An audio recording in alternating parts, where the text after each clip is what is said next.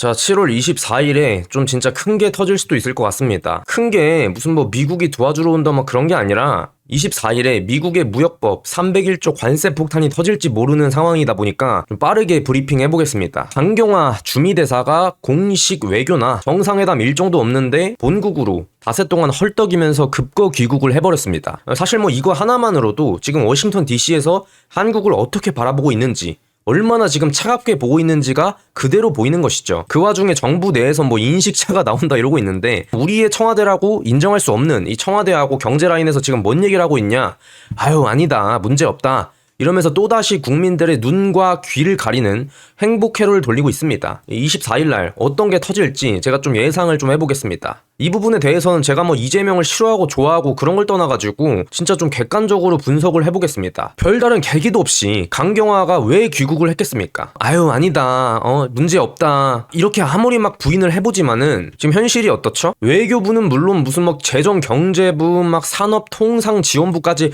참석 범위가 뭐 어디까지 늘어난지도 모르겠습니다. 이러다가 뭐 이재명일 포함한 뭐 주변에 뭐 작은 엄마도 가는 것인지 아예 뭐 그거는 가면 안 될 것 같고, 아무튼 간에 참석 범위가 진짜 어마어마하게 넓어져가지고 국가안전보장회의 상임위원회에 긴급 배석이 되어버렸다. 그러면은 대체 강경화가 왜 급거 귀국을 했겠습니까?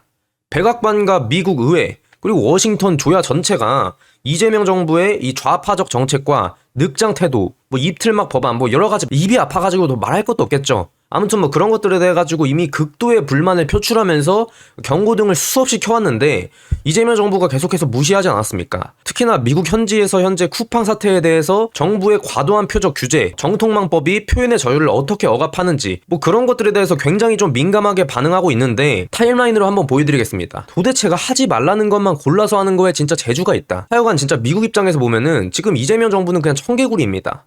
청개구리는 뭐 좀 귀엽기라도 하지 이건 진짜 귀엽지도 않아요. 소년보 목사 구속에, 그리고 현재 모스탄 전 대사에 대해서 출국 정지 연장 조치까지 했는데, 그러니까 미국 측이 지금 어떻게 보겠습니까? 이재명 정부가 완전히 뭐 반미 좌파적 기조 아래에서 미국 인사와 기업을 탄압한다 이렇게 받아들이지 않겠습니까? 그리고 가장 미국이 분노하는 지점이 무엇이냐? 대미 투자 늑장입니다.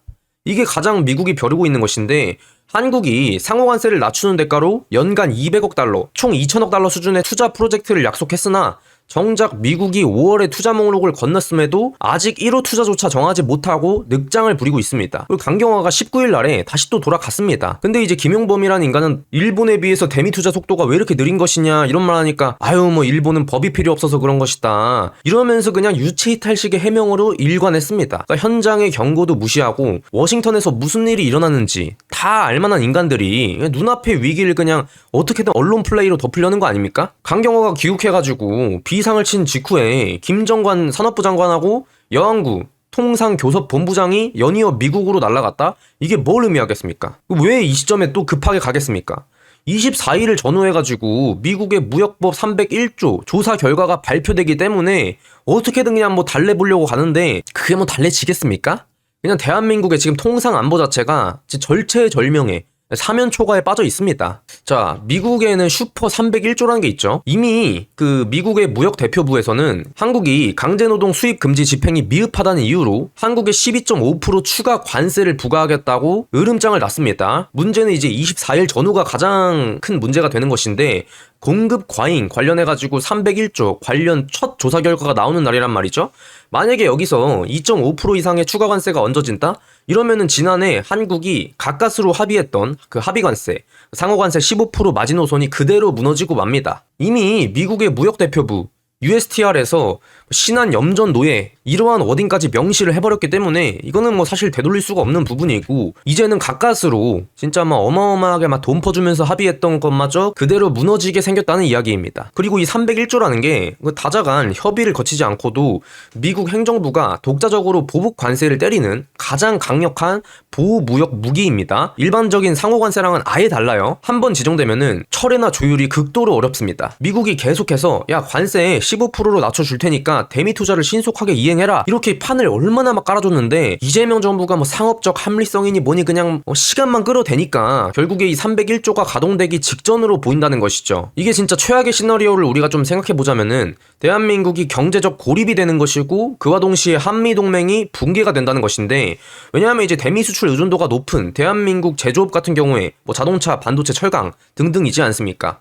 그런 것들 같은 경우에는 괴멸적인 타격을 입을 수밖에 없는 상황이고, 그리고 이제 미국은 안보와 통상을 하나로 묶어 다룹니다. 지금 하지 말라는 거 다 했죠. 쿠팡 탄압하지 말라는데 쿠팡 탄압하고, 약속한 투자는 지연시키고, 그 다음에 이제 안보나 현안에서 계속 미적거리는 이 이재명 정부를 보면서 워싱턴에서 지금 트럼프 행정부는 한국은 신뢰할 수 없는 동맹이다, 이러한 결론을 내릴 수도 있다는 것이죠. 그리고 이게 언론에서는 다 그냥 뭐 301조 얘기만 하고 있는데, 정확히 말하자면 슈퍼 301조입니다. 미국이 올해 2월 달에 150일 이내에 슈퍼 301조에 대한 관세조사 방침을 세우겠다, 이렇게 이미 으름장을 놨는데, 이 언론들은 슈퍼라는 말은 쏙 빼고 마치 뭐 일반 301조인 것 마냥 호도를 하고 있는데 슈퍼 301조입니다. 그러니까 2월 달에 막 구윤철이가 막 슈퍼 301조 조사 대비 자료를 준비하겠다 이러면서 막 난리를 쳤는데, 그게 그거라는 거죠. 그러니까 슈퍼 301조 같은 경우에는 신고가 없어도 USTR이 직접 매년 불공정 무역국가를 골라가지고 우선협상 대상국으로 지정한 뒤에 시정 안 해? 야, 그러면은 대통령 직권으로다가 징벌적 보복 관세 폭탄 때려,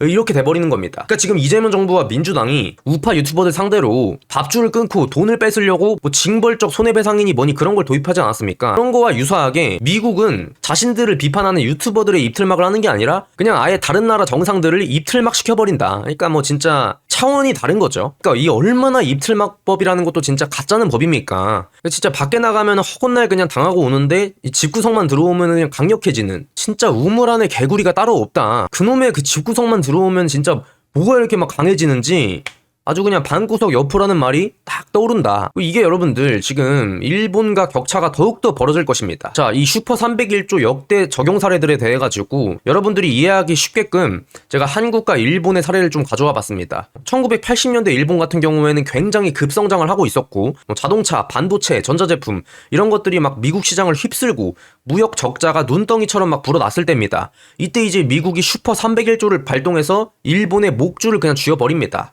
이 여파로 타결된 것이 그 유명한 플라자 합의인 것이고 미일 반도체 협정인 것이죠. 플라자 합의 이후에 일본 같은 경우에는 급격한 엔고 현상, 그리고 부동산 주식시장 전부 다 박살났고요. 그로 인한 금융 부실, 그리고 초고령화와 인구 감소까지 겹치면서 잃어버린 30년을 맞게 되었습니다. 아니 다른 나라도 아니고 그 일본입니다, 여러분들. 옛날에 진짜 일본이 그 도쿄 땅 다 팔면은 야 미국 전체를 산다 이러면서 막 진짜 기세 등등하던 시절이 있었습니다. 그러니까 지금 보면은 이게 뭔 소리냐 하겠지만은 1980년대 후반에 일본의 기세가 어느 정도였냐면은 진짜 미국 왼쪽 오른쪽 뺨때기 후려칠 정도였습니다. 전 세계 억만장자의 70%가 일본인이었고 뭐 엠파이어 스테이트 빌딩이라든지 할리우드 영화사까지 일본 자본에 그냥 쓱쓱 넘어가던 시절이 있었습니다. 물론 뭐 일본 같은 경우에는 한국에서 6.25 전쟁이 터져가지고 이때 대박이 났어요. 미국 입장에서는 야 급하게 좀 공산주의 막아야 되니까 야 일본 너네 거 좀 쓰자 해가지고 전쟁물자 공급기지를 갖다가 일본으로 딱 정했습니다. 그러다 보니까 그때 어마어마한 미국의 달러와 전쟁물자가 일본으로 쏟아져 들어왔습니다. 그래서 6.25 전쟁을 발판 삼아가지고 일본이 무섭게 성장을 하다가 1968년에 독일을 제끼고 세계 2위 경제대국으로 발돋움하죠. 그리고 1970년대 오일 쇼크 위기 때도 선진국 중에서 가장 빨리 탈출했던 게 일본입니다. 그렇게 일본 물건이 전 세계 시장을 싹쓸이 했었는데 어쩌다가 한순간에 폭망을 한 것인가? 당연히 뭐 미국 때문이죠.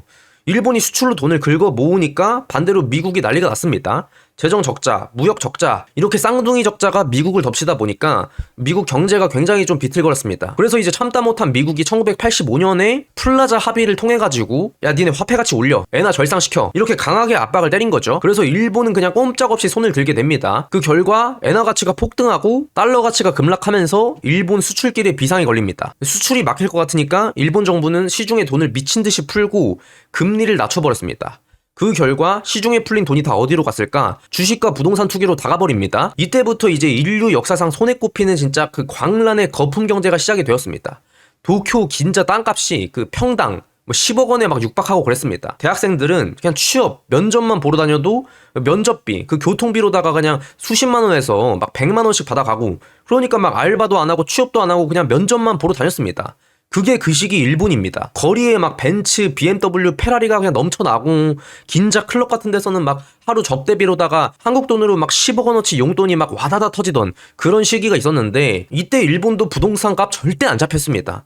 그런데 이 1988년에 국제결제은행이 바젤 합의란 걸 만들어가지고 전 세계 은행들은 무조건 자기 자본 비율 8%에 맞춰라 이렇게 명령이 떨어집니다. 돈줄을 꽉 쥐고 있어야 되는 상황이 오니까 일본 정부가 당황해가지고 뒤늦게 막 폭주를 합니다. 1989년부터 기준금리를 6%까지 가파르게 올리고 부동산 대출을 전면 금지해버리고 정말 막 매운맛 몽둥이를 휘두르는데 그 결과 대참사가 났습니다. 금리가 치솟으니까 돈을 못 갚는 사람들은 주식이랑 집을 전부 다 시장에 던지기 시작했습니다. 그래가지고 자산 가치가 나락으로 떨어진 게 바로 잃어버린 30년의 시작입니다. 돈이 안 도니까 이 거대한 경제가 그대로 얼어붙은 것이죠. 자, 근데 한국 같은 경우는 사실 더 심각한 상황이죠. 이 슈퍼 301조가 눈앞에 아른거리는 이 긴급한 빨간불이 켜졌는데도 불구하고 김용범이는 뭐라 그러냐? 아유 뭐 일본은 법이 필요 없어가지고 빠른 거지 뭐 그러면서 유체이탈식 해명만 하고 있습니다. 그러니까 이 청와대에 무능하면 진짜 한숨만 나오는 지경이에요. 그 잘나가던 일본조차 그냥 미국한테 통상 몽둥이 한 대 얻어맞고 그냥 잃어버린 30년의 늪에 빠져가지고 허우적거렸는데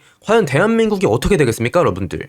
우리가 진짜 뼈아프게 직시해야 될 현실입니다 이거는. 저놈이 어쩌고저쩌고 정청래가 어쩌고저쩌고 이재명이 어쩌고저쩌고 국민의힘이니 자유당이니 막 그렇게 막 싸우고 막 이런 것들은 굉장히 시시해 보일 정도로 진짜 뼈아픈 게 오는 겁니다. 근데 또 이제 국내 일각에서는 야 그래도 막 한미동맹이 있는데 트럼프나 미국이 결국에 우리 도와주지 않겠냐 이렇게 말씀하시는 분들도 계신데 이건 진짜 천진난만한 행복회로입니다. 미국은 절대 우리를 도와주러 오지 않아요. 막 진짜 우리를 도와주러 오는 게 아니라 말 그대로 조지로 오는 겁니다. 근데 그 조지로 오는 것조차 우리가 좀 잘 생각을 해봐야 되는 게 제가 요즘에 국제정세 파악을 하느라고 외신을 굉장히 좀 많이 보고 있는데 그러다 보니까 미국 입장에서 한국이 어느 정도인지 좀 객관화가 되었어요 제가. 한국은 어느 정도냐? 미국이 중국을 샀을 때 딸려오는 그 자매품 그 사은품 수준 정도가 한국입니다. 미국이 온 신경을 집중하고 있는 그 메인 상품은 중국입니다.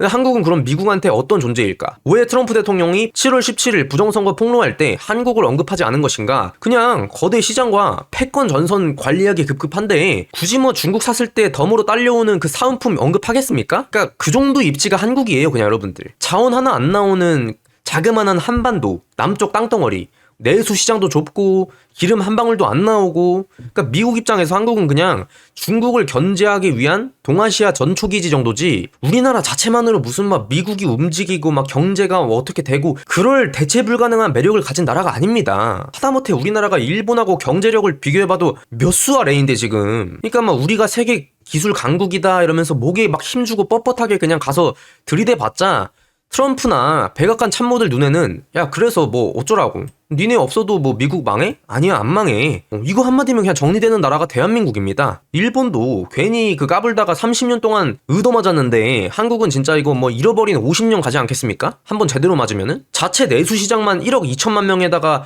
세계 최고 수준의 첨단 원전 기술 갖고 있던 일본마저도 그냥 한 방에 갔는데 30년 동안 경제가 좀비가 됐는데 근데 한국은 지금 일본에 비하면 어떻게 봐야 되냐? 그러니까 체급으로 치면은 완전히 그냥 뭐 플라이급 수준입니다. 기초 체력에서도 상대가 안 돼요. 게임이 안 돼요. 원천 기술 역시도 미국, 일본, 독일 여기에 다 의존하는 것이고 내수 시장 자체가 너무 작아가지고 무조건 수출로만 먹고 살아야 되는 나라가 대한민국입니다. 그리고 내부 악재? 일본보다 더 심각해요. 세계 꼴찌 수준의 저출산과 초고령화 속도 여기에 정권이 바뀔 때마다 좌파 정부 들어서면은 바로 그냥 기업들을 목을 죄이니까 이런 규제들 때문에 기업들 다 해외로 나가고 있죠. 일본은 진짜 거대한 그 자산 축적이라도 있었으니까 그 30년을 버텼는데 기초 체력도 없는 한국이 이거 슈퍼 301조 제대로 때려 맞으면은 잃어버린 30년이 아니라 진짜 잃어버린 반세기 갑니다. 국가적 시스템 자체가 회복 불능 상태로 빠질 가능성이 높다는 것이죠. 그러니까 마트 가가지고 막 몇백만 원짜리 막 가전제품 TV 하나 샀습니다.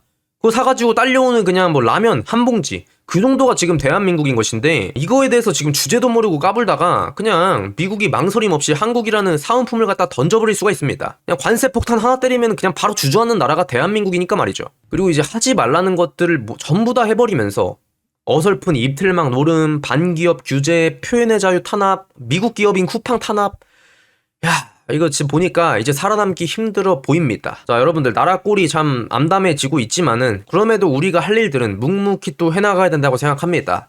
자, 이디야 커피 190잔 3세트 다 합쳐가지고 68,000원 무료 배송으로 드리고 있고요. 전국 최저가입니다. 뭐 쿠팡이나 네이버나 어디랑 비교해보셔도 이 동일 구성으로 이 가격은 절대 찾아볼 수가 없습니다. 주문 문자는 010-2272-3864로 문자 주문 주시면 감사하겠습니다. 오늘 여기까지 말씀드리겠습니다. 감사합니다. 해준TV였습니다.